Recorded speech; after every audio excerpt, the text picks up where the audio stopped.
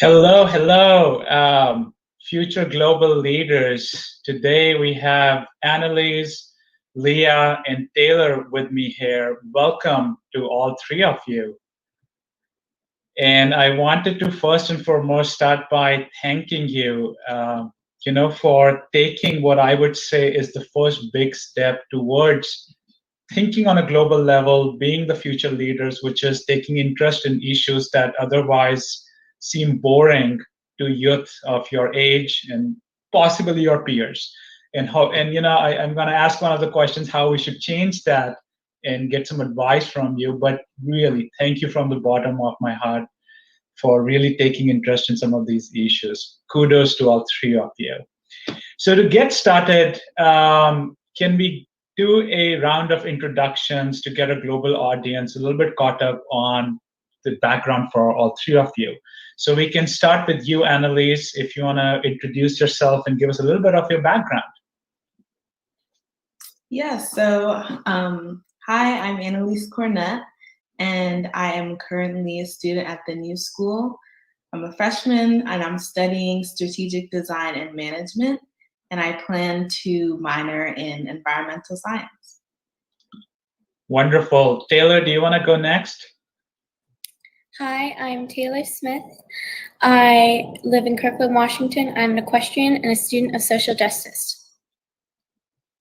Wonderful. And Leah? Hi, I'm Leah, Leah Terry from St. Joseph, Michigan. I'm currently a freshman at Clemson University, where I'm studying political science with a concentration in global politics in the hopes to go to law school and get a degree in international law. Wow, wonderful. Welcome again. So let's dive right in. I just said thank you for, stepping up and actually thinking about these issues. And I wanted to get your take on what is something all of us together can do, the current leaders and future global leaders like yourself, to get more youth, your peers, interested in these issues. Leah, do you want to take that first?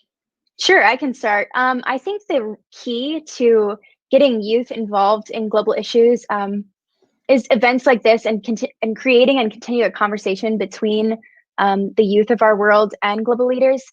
So really creating connections so that youth feel like they have a voice, because that's one of the most important things, is that we definitely have voices and we're not afraid to use them.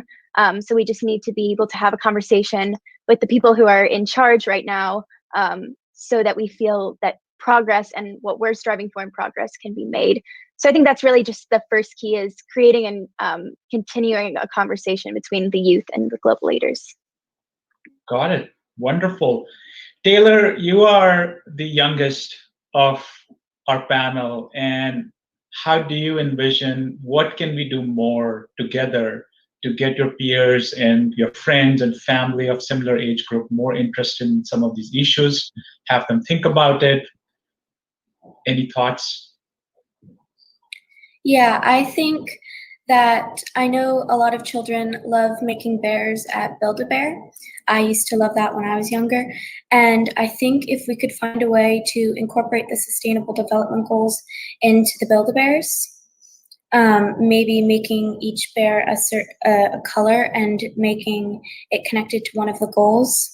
And then each bear could come with a sheet that says something about that goal, so they can learn about the goal and get interested. And then we could have some of the money from that bear go into helping complete that sustainable development goal. Yeah, wow, that's a really cool idea, Taylor. And I really like the idea of connecting. Basically, you're saying, yeah, Build-A-Bear is something that's really popular with kind of the age group. And you're saying, why don't we connect some of the sustainable development goals and these issues to something fun that age group is already doing?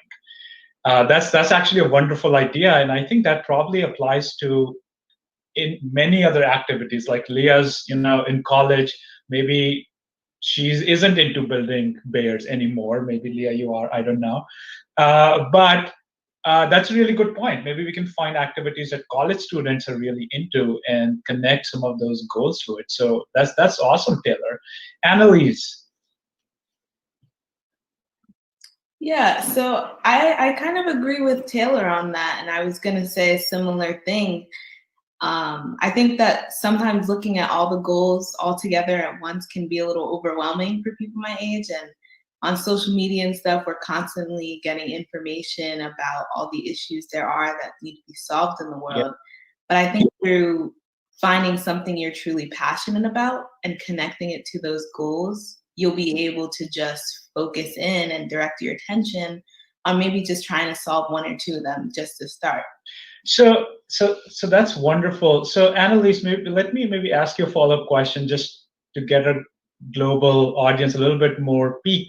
What got you interested? What was that passionate moment, or where was the connection in your lifetime happened where you said, you know what, maybe I should look into some of these issues and not just leave it to the adults? Yeah, so as a kid, I was always interested in fashion and design. And as I got older, I learned about how negatively it's impacting the environment. And I got a chance to go to a summer camp at FIT, and I was just mind blown by all the opportunities there are currently um, to try and change the way in which the fashion industry is currently. And I think that that's been something that's been a big inspiration for me. And through that passion of mine, I have dreamed that I would become part of that movement as well. Yeah. Wow, that's wonderful. That's really great to know. I don't remember the exact numbers, but a single pair of jeans uses, I don't know, 500 to 1,000 gallon of water. So clearly, if you can, innovate on fashion or certain fashion statements, and you can make that trendy, but that also has an impact on kind of making it sustainable, that would be awesome. So good job. That's awesome. So, kind of looking around us, the current global situation with the pandemic and everything, it's largely been somewhat negative, I would say. But do you folks think there's been some kind of a silver lining, or has it in any way positively impacted how we're going towards the global goals? If not, that's okay. I mean, we're just brainstorming here. Yeah, Taylor. Yeah, I think it has because we are working together to try and solve the pandemic right now, and that is building friendships between companies and people. And we can use those relationships to solve other sustainable development goals.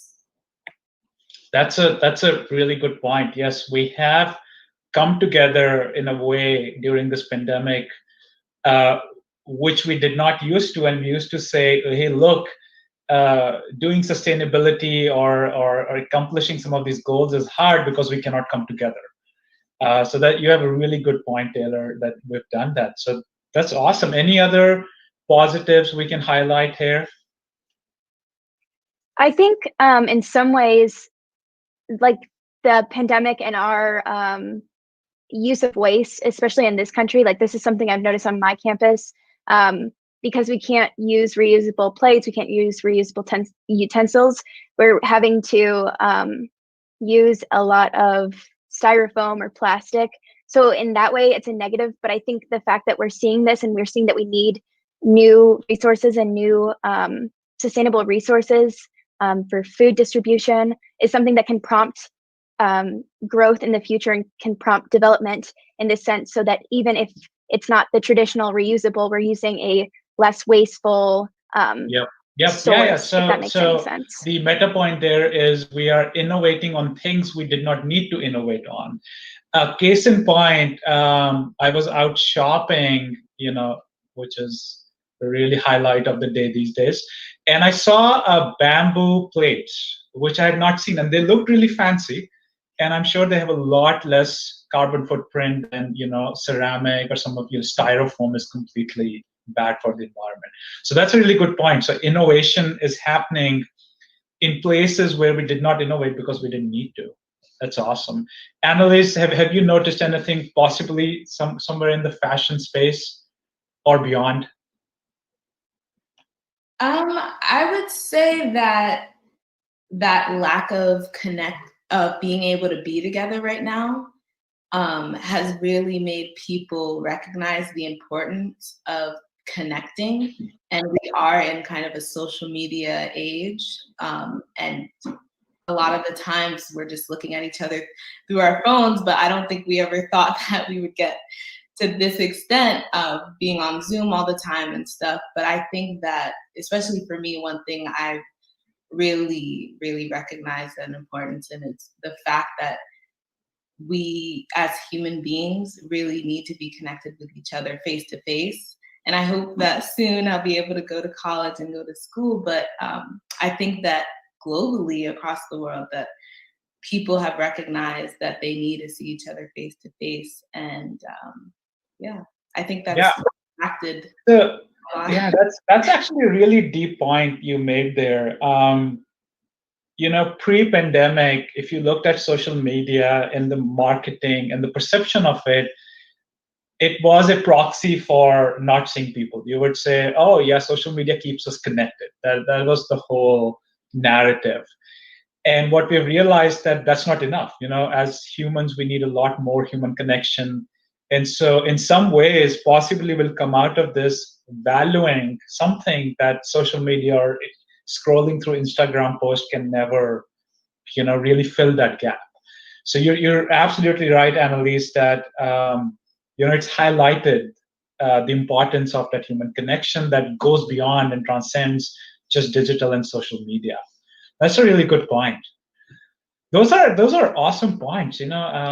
Those are really good. So we thought about three just to summarize. We are coming together in ways we've never done. We are innovating, and we are realizing the importance of actually coming together, the human connection. So yes, if there's any silver lining, it's at least those three. So awesome. So so I'm honored that I'm talking to three young girls who are also future global leaders, and unfortunately, that's rare, right? If you look all around us, we know of the great disparities there are when it comes to gender equality. So I wanted to kind of get your thoughts because I feel like you've had the opportunity to be empowered, either by family, friends, or whoever, your mentors, to step up, take action, and kind of, um, basically voice your opinions.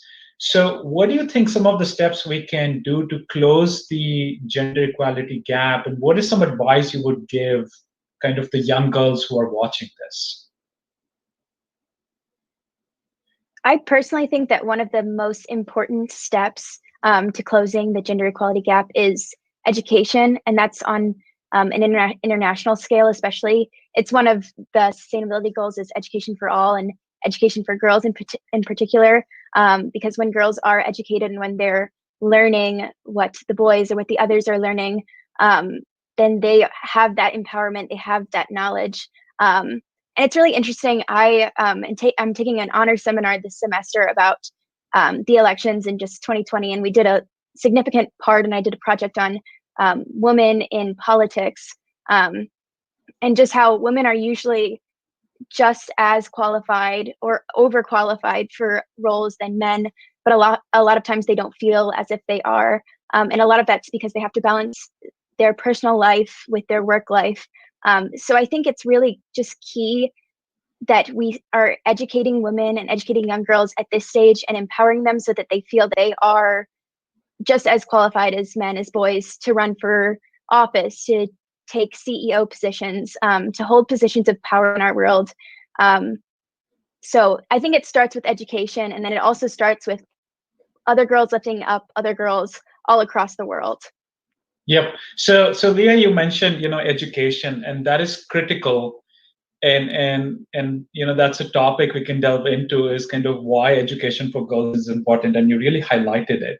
But I wanted to maybe touch upon a little bit what you said. So imagine the population that's getting education, like equal education for both girls and boys.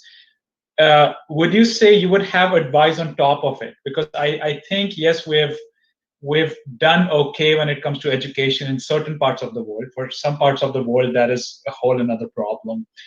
But let's say girls who are listening to you speak, what is some advice you have that kind of goes beyond education? Yeah, I think the most important thing is just being confident in who you are and who you are as a person and as a woman and as a young girl.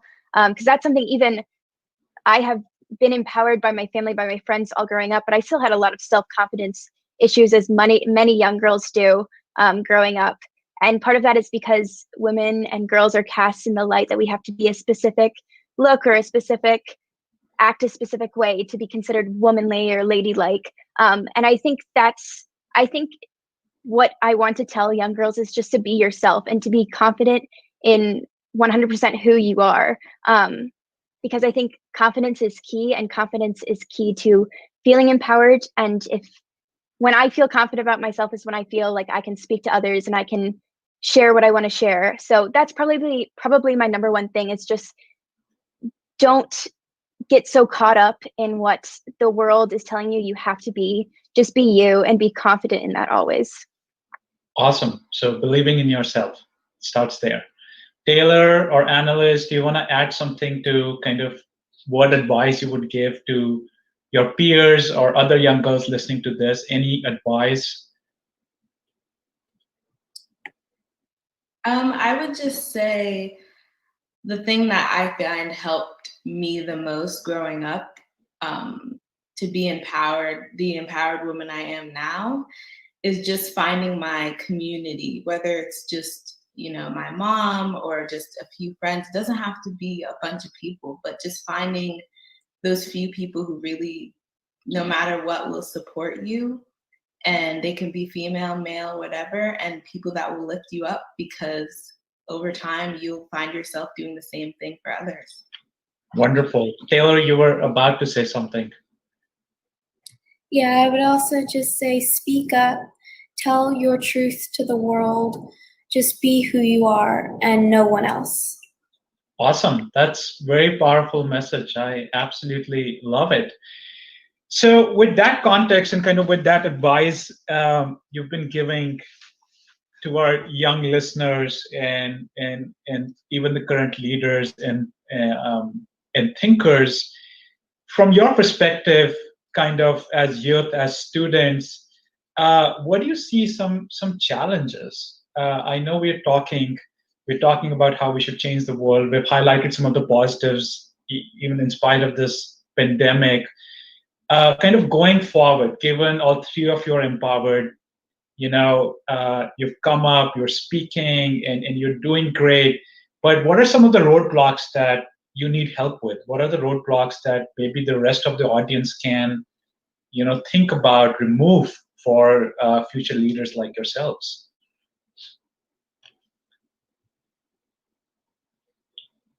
So any hurdles you see in achieving global goals?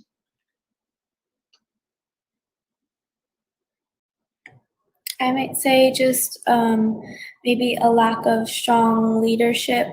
We need leaders everywhere that are there for everyone and not just what they've been struggling through, what they care about, but there for what everyone else cares about too. Wonderful. And being a young leader yourself, Taylor, I would say do that as well while you are wherever you are, whether it's at school, playground, wherever you find yourself, whatever activity, I would say go ahead, take that leadership position. Don't assume there's another leader out there.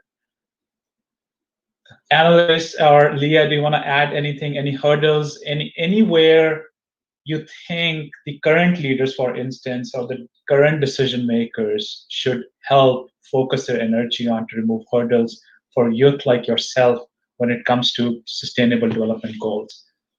Yeah, so I think that it's important to recognize that we do need our male allies and that we're in this together. I think that sometimes that gets lost in translation. Even just in high school, I remember, it's always trying to compete for who's better, the boys or the girls, but we really need to work collectively at all levels to include women in the discussion and in the conversation. Yep, wonderful. That's a big one. And 100% agreed on your both points, which is male allies and also including, everyone in decision making. Leah, any thoughts there? I would 100% echo what Annalise said. I think that's really important. And I also think it's important that kind of what I was saying earlier, just having that connection between youth and between global leaders, so that we feel as if our voices are being raised and echoed. And because I think something that's really cool about our generation is that we see what we can do in the world. And it's scary and it's daunting at times that there's so much that we can do.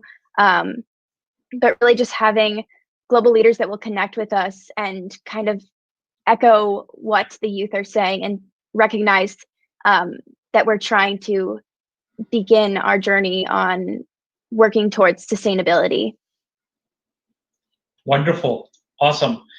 So we've talked through, we've touched upon effective leadership. Taylor mentioned, how leaders play a key role. We talked about kind of some of the hurdles. We also touched upon, through the lens of the pandemic, how some of the innovation is happening in places where it never used to, and that's actually for the good. And with Ideagen in the backdrop, Ideagen always has had a philosophy that if you bring people from different backgrounds together, particularly cross-sector collaboration, great things happen.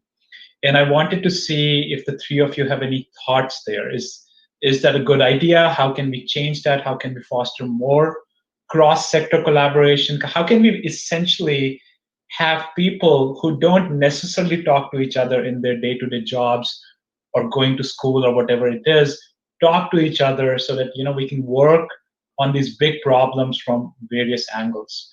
Kind of any thoughts there? Agreement, disagreement, both are completely okay. I would definitely agree. I think different sectors, working with different sectors is the key to success in our future, because I think it's important for, say, like I was saying earlier, in food distribution, it's important that they're working with environmentalists to see how they can produce the least amount of waste, and just in things like that. I think that's really the next key and the next step to having sustainability in our world, is really those connections between different sectors, between all the different connections. Yep, absolutely. Yeah. Taylor, yep. I completely agree with Leah. I think we need to have people connecting who haven't connected before, because they can help with the sustainable development goals and with the pandemic, making things maybe just a little bit easier for everyone. Indeed. Annalise, any, you mentioned fashion, and that is, I feel like, inherently cross-sector. You have quite a few different industries that come together. So any thoughts on kind of cross-sector collaboration and that mentality to achieve some of the global goals? Yeah, definitely. I just want to add on to what everyone else already kind of said. But even just in my classes now, we're doing a lot of art projects and stuff, but everyone's coming from different places all over the world. And what I think is most important in collaboration is really make sure you're listening to other people's perspectives and try to understand their culture, because without that, and also asking questions about their culture, because through that, I think that you're able to expand your own perspective to work towards a collective goal. Yeah, that is a whole lot of wisdom, Annalise, in what you said, is listening to others. And I would say you can add empathy to that mix, which is thinking from other person's perspective, which opens your mind to new ideas and even looking at world differently. Is not everybody looks at the same as you do, and which is often the source of arguments and disagreements. So that's awesome. We're coming up on time, and I wanted to go around the room and give you an opportunity. If you could ask our global audience for one thing, whatever it might be, or give them some advice, either way, what would that be? So let's start with you, Leah. What is one ask or advice, either way, for our global audience? I think, I think kind of what Annalise was saying, I think it's time right now for us all to come together and work together. If we want to see true change in this world, I think the best way to do that is by collaboration and by connections, kind of what we've been saying throughout this entire panel. But I think just striving to work together and to see positive changes out of that work. And that's kind of what I look forward to do. That's what I can't wait to do. That's why I'm so excited to get into this kind of work once I'm outside of school. But I think that's really that's what's going to be the key to success if we're trying to strive for these sustainability goals, is just being connected across sectors, across countries, across everything. It's just collaborating and working together for the greater goal. Awesome. We look forward to seeing the impact you make, Leah. Taylor, you want to go next? Yeah, I agree with Leah. Also, and just to keep fighting for us women and girls, our safety, our education, our well-being. Just keep fighting for everyone's, but especially for women and girls. Wonderful. That's a powerful request. Annalise? Yeah, I would just to add to that, say, don't be afraid to do more research. I think that people get comfortable often in what they already know, but there's so much more out there to learn about people and to experience. So yeah. Wonderful. So keep learning and keep fighting. That's wonderful advice.